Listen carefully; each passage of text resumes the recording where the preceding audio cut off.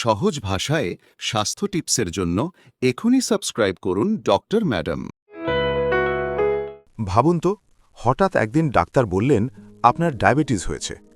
মাথার ভেতর তখন একসাথে কত প্রশ্ন ঘোরে। আমি কি খাবো? আমি কি স্বাভাবিক জীবনযাপন করতে পারবো? এই রোগটা কি ধীরে ধীরে আমাকে দুর্বল করে দেবে?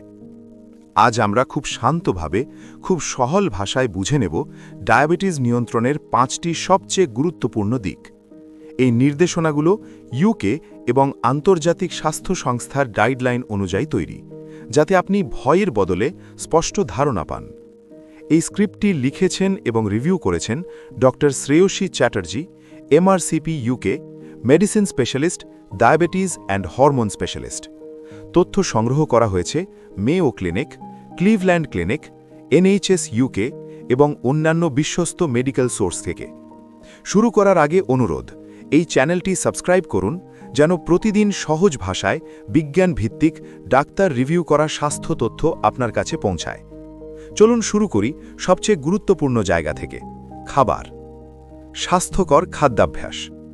ডায়াবেটিস মানেই সব প্রিয় খাবার বাদ এমনটা নয়। এর মানে হল কিভাবে খাবার আপনার রক্তে শর্করার উপর প্রভাব ফেলে সেটা বোঝা। সবজিতে ভরপুর খাবার, পুরো ফল, ফলের রস নয়। সাদা চাল বা ময়দার বদলে যতটা সম্ভব গোটা শস্য, আর চিনি ও প্রসেসড খাবার যতটা সম্ভব কম। কার্বোহাইড্রেট একেবারে বাদ দেওয়ার দরকার নেই, কিন্তু পরিমাণ আর সময়টা গুরুত্বপূর্ণ।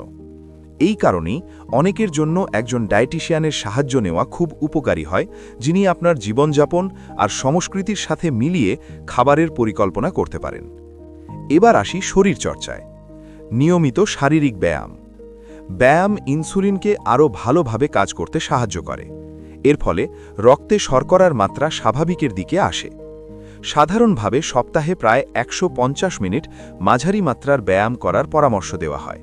দ্রুত হাঁটা, সাঁতার কাটা, সাইকেল চালানো, যা আপনার ভালো লাগে।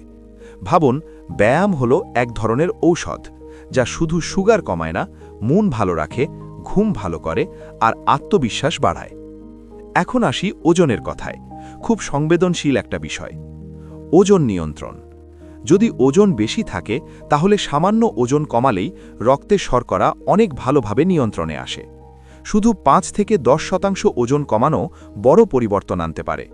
এটা সৌন্দর্যের জন্য নয়, এটা আপনার শরীরের ইনসুলিন রেজিস্ট্যান্স কমানোর জন্য। সুস্থ খাবার আর নিয়মিত চলাফেরা, এই দুটো ঠিক থাকলে ওজন ধীরে ধীরে ঠিক জায়গায় আসে।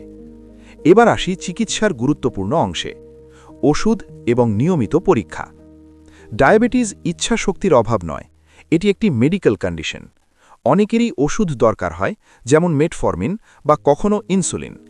এই ওষুধগুলো ঠিক যেভাবে ডাক্তার বলেছেন ঠিক সেভাবে নেওয়া খুব জরুরি।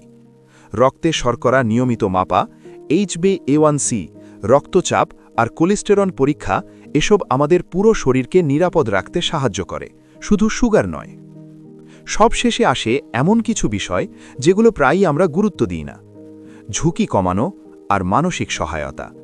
ধূমপান বন্ধ করা, অ্যালকোহল সীমিত রাখা, পায়ের যত্ন নেওয়া, দাঁতের যত্ন নেওয়া, স্ট্রেস কমানো চেষ্টা করা।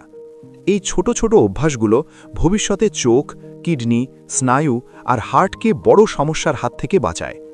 আর সবচেয়ে গুরুত্বপূর্ণ, একা থাকবেন না।